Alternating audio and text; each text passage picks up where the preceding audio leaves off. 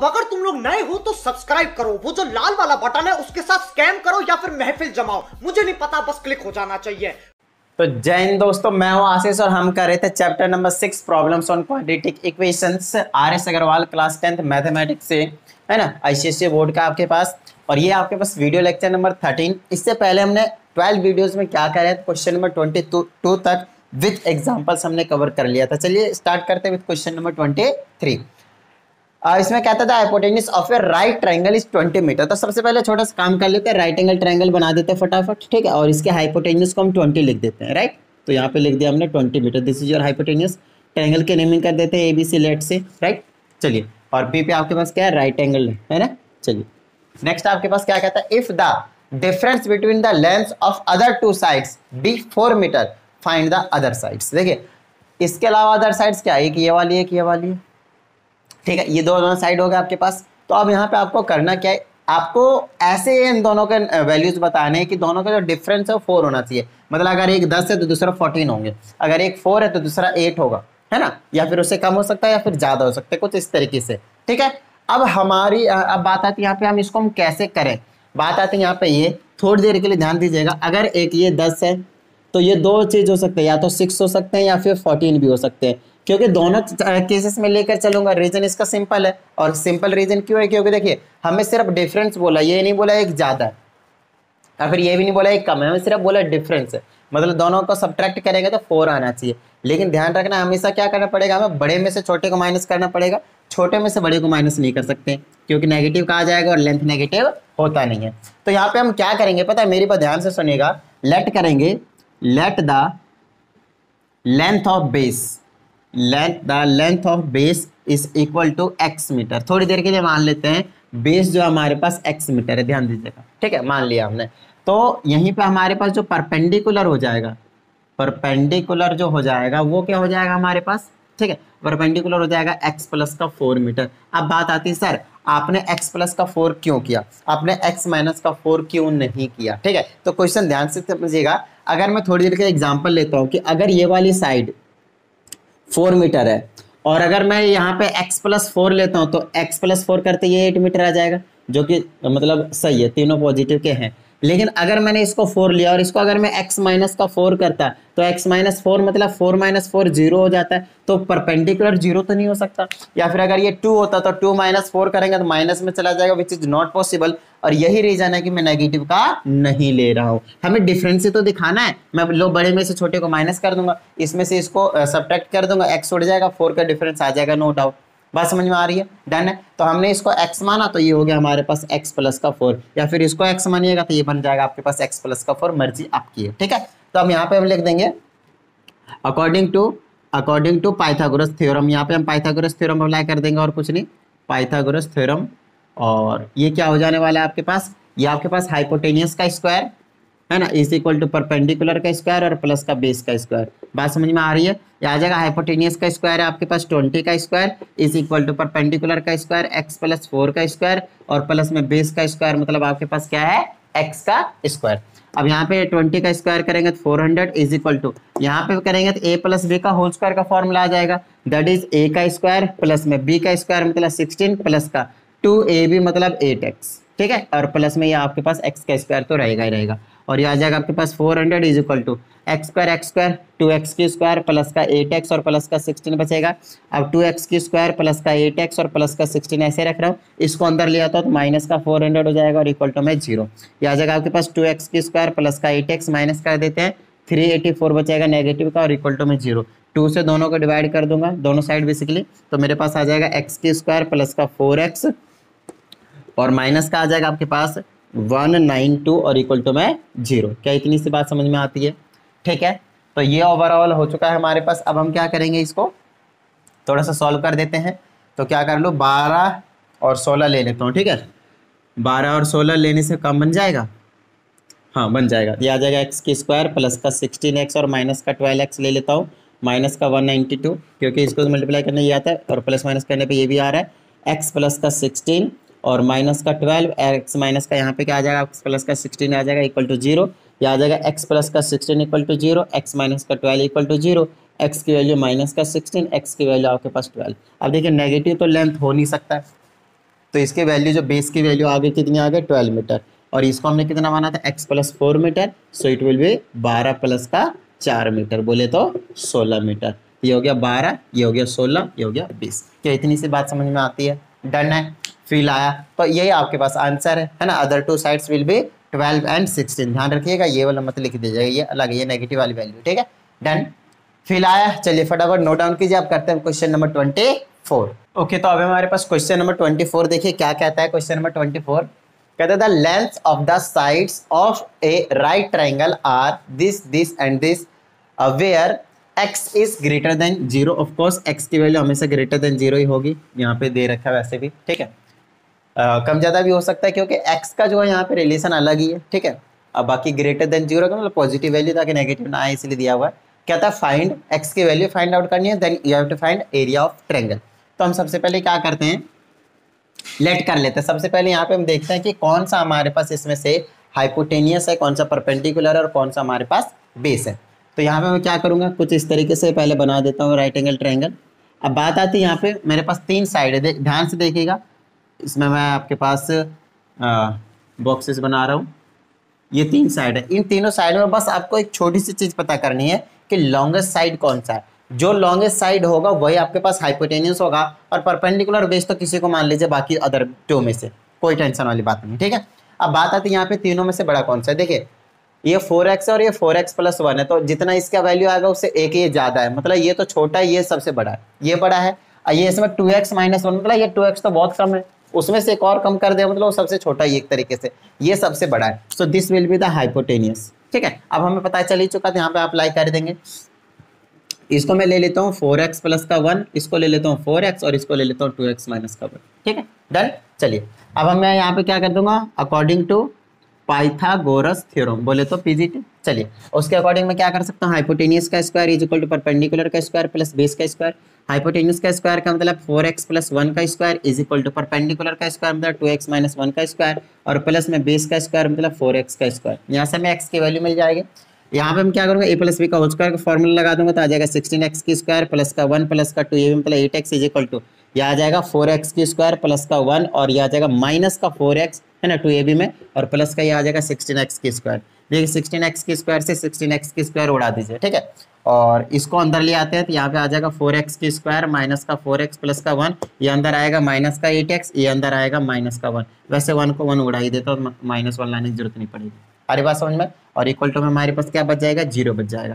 इसको सॉल्व करूँगा आ जाएगा 4x की स्क्वायर, इसको करेंगे माइनस का 12x प्लस का 1 इक्वल टू में 0, ठीक है। 6 और 2 ले लेता हूँ, इसको करेंगे 4 आना, 6 और 2 ले लेता हूँ ना, तो 6 2 12 और प्लस माइनस करके आना चाहिए आपके पास और मल्टीप्लाई करके 4। ये तो इक्वेशन ही मुझे कम्प्लीटली रॉन्ग लग रहा है, so let me check just once.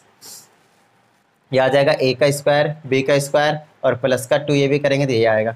यहाँ से आ जाएगा हमारे पास a का स्क्वायर प्लस का b का स्क्वायर और माइनस का 2 ये भी करेंगे तो ये आएगा, और ये आ जाएगा 16x की स्क्वायर, इससे ये कैंसिल आउट हो गए। हमारे पास बचा 4x की स्क्वायर माइनस का 4x, 1 से 1 भी चला गया, ये आ गया माइनस का, ये वाला 1 कहाँ से आया, ये 1 बचेगा ही नहीं ना, ये 1 बचेगा ही नहीं, तो यहाँ पे थोड़ी सी मिस्टेक हो गई है। तो चलिए 1 से 1 भी कैंसिल आउट हो चुका है, हमारे पास ये बच गया, ठीक है, ये बच गया, ये अंदर आएगा माइनस का 8x और इक्वल टू में 0। हमारे पास यही बचेगा तो आ जाएगा 4x की स्क्वायर और माइनस का 12x और इक्वल टू में 0, ठीक है। अब यहाँ पे मैं स्प्लिट करने की जरूरत नहीं है, सिर्फ डायरेक्टली कॉमन ले लेते हैं। 4x कॉमन लेंगे तो यहाँ पे बचेगा x माइनस का यहाँ पे 3 बचेगा और इक्वल टू में 0। यहाँ से आ जाएगा 4x इक्वल टू 0, यहाँ आ जाएगा x माइनस 3 इक्वल टू 0, दोनों को सेपरेट इक्वल टू 0। यहाँ से x की वैल्यू निकालेंगे 0/4, 0 समथिंग 0, और ये आ जाएगा x की वैल्यू यहाँ से 3। तो 0 तो नहीं हो सकता x की वैल्यू, इसे हमें पहले क्या रखा है तो ये वैल्यू हम नहीं लेंगे, और x की वैल्यू क्या है आपके पास 3, तो ये वैल्यू आपके पास वैलिड है। बात समझ में आ गई। यहाँ पे लिख देंगे as given condition is x is greater than 0, so value of x will not be equal to 0, क्योंकि 0 पर सब 0 आता है, तो x की वैल्यू पहले क्या रखा है ग्रेटर देन 0, ये वाला केस देख लीजिए, ठीक है।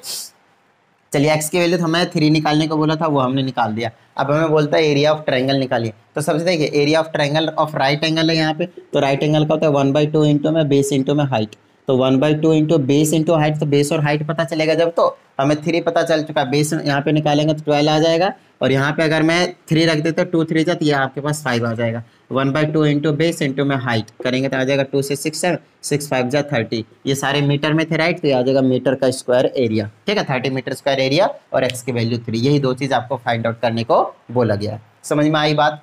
डन है, फिल आया। तो ये था आपके पास क्वेश्चन नंबर 24, फटाफट नोट डाउन कीजिए। अब करते हैं क्वेश्चन नंबर 25। तो देखिए अब हमारे पास क्वेश्चन नंबर 25 कहता है two squares have sides x centimetre and x plus 5 centimetre, the sum of their areas is 697 centimetre square. हमें एक बार तो इक्वेशन बनाना है, उसके बाद उसको सॉल्व करना है, तो वो काम तो हमारा है ही है ना, छोटा सा काम है। तो देखिए हमारे पास यहाँ पे दो स्क्वायर है, एक छोटा सा लेट कर लेता हूँ जिसका साइड है वो x सेंटीमीटर है, अगर एक x है तो बाकी सारे भी x होंगे, and the reason is all the sides of square are equal, ठीक है। सेकेंडली आपके पास x प्लस 5 सेंटीमीटर वाला, ठीक है, तो ये आ जाएगा x प्लस 5 सेंटीमीटर का, और सारे साइड होंगे आपके पास x प्लस 5 सेंटीमीटर का, नो डाउट, ठीक है, ये भी ये भी ये भी ये भी। चलिए हमें दो स्क्वायर पता है, दोनों का साइड पता है एक तरीके से।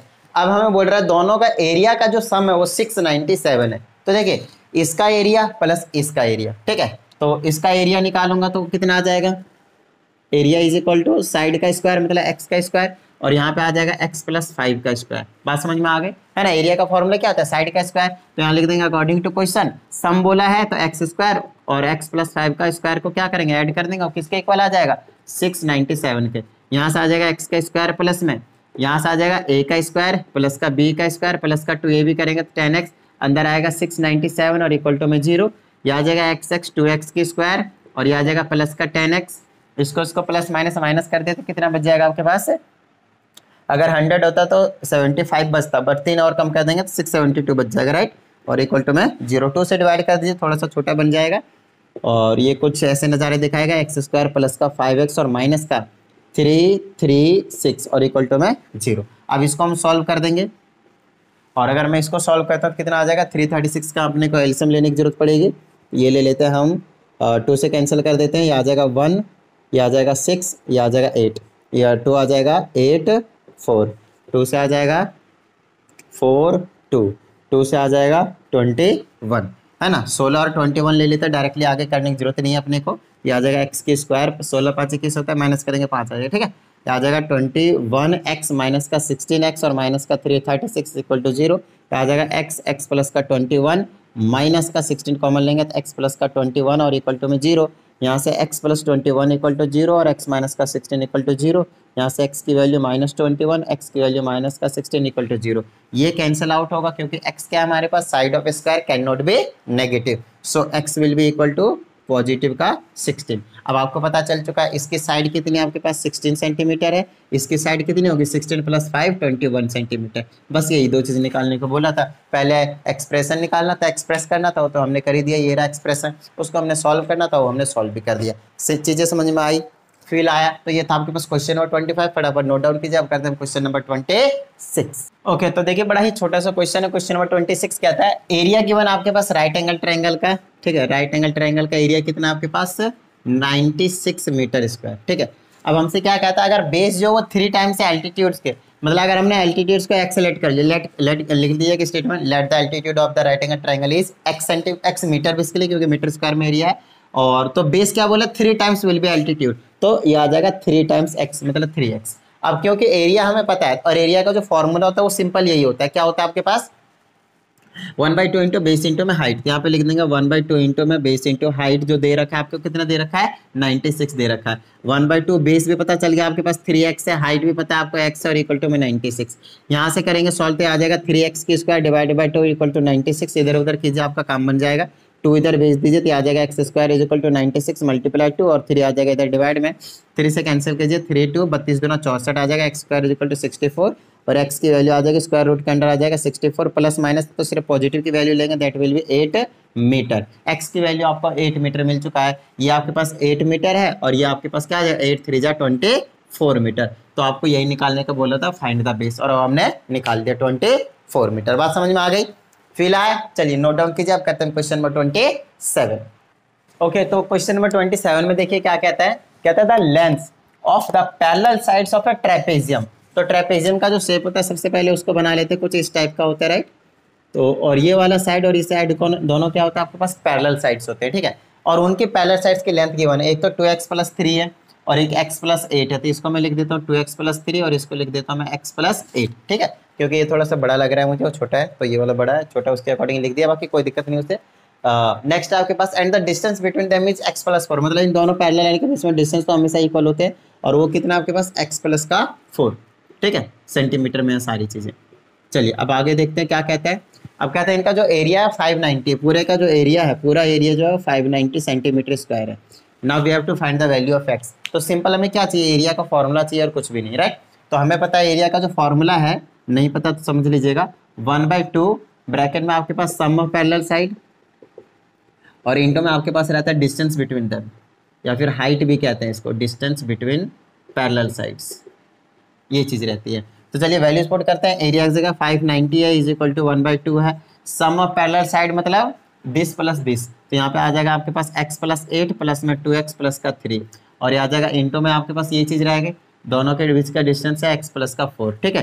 ये आ जाएगा 590 इज इक्वल टू 1/2, ये आ जाएगा 3x + 11, राइट, 8 3 11, आ जाएगा x + 4। और क्या कर सकते हैं हम यहाँ पे, इस 2 को इधर भेज देता हूँ, ठीक है।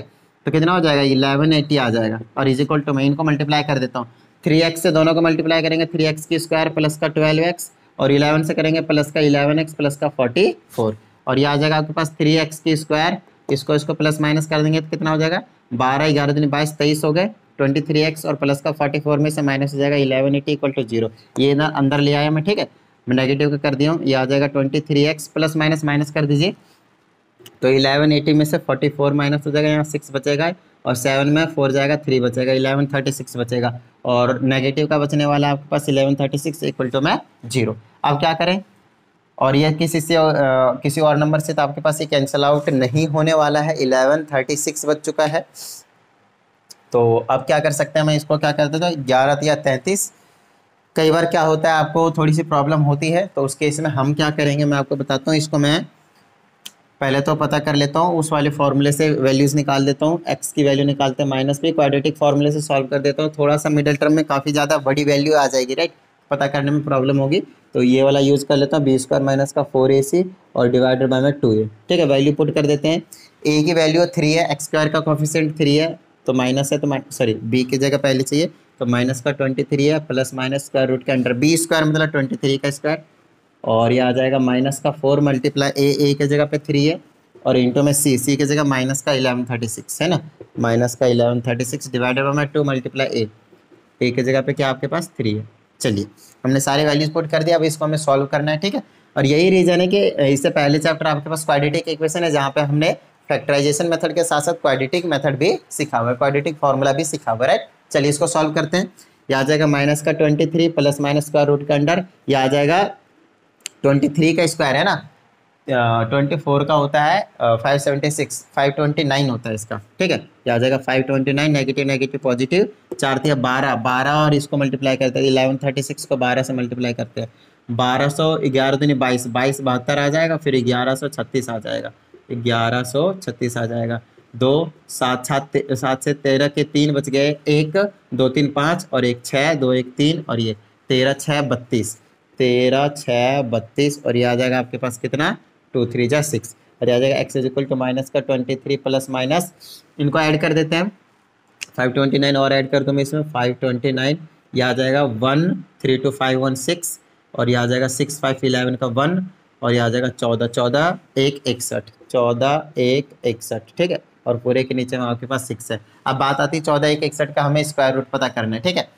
तो क्या करता हूँ मैं, थोड़ा सा यहाँ पे स्क्वायर रूट पता करने की कोशिश करता हूँ मैं, यह आ जाएगा 14 161, ठीक है। लास्ट से पेयरिंग करते हैं, 2 2 की 2 2, फिर 1 को काट देंगे 1 टाइम से 1 कैंसिल, 1 और 1 को ऐड कर देंगे तो आपके पास आ जाएगा 2, ठीक है। आप देखिए ये वाला 41 उतर जाएगा, यहाँ पे 1 लेंगे तो यहाँ पे भी हमें 1 लेने की जरूरत पड़ेगी, तो लिख दें 1 और 1, तो ये 21 हो जाएगा, क्योंकि 21 टू जा 42 बना लेगा, तो 21 के बाद यहाँ पे कितना बचेगा 20 बचेगा, और ये 6 1 उतर जाएगा, 21 और 1 22 आ गया।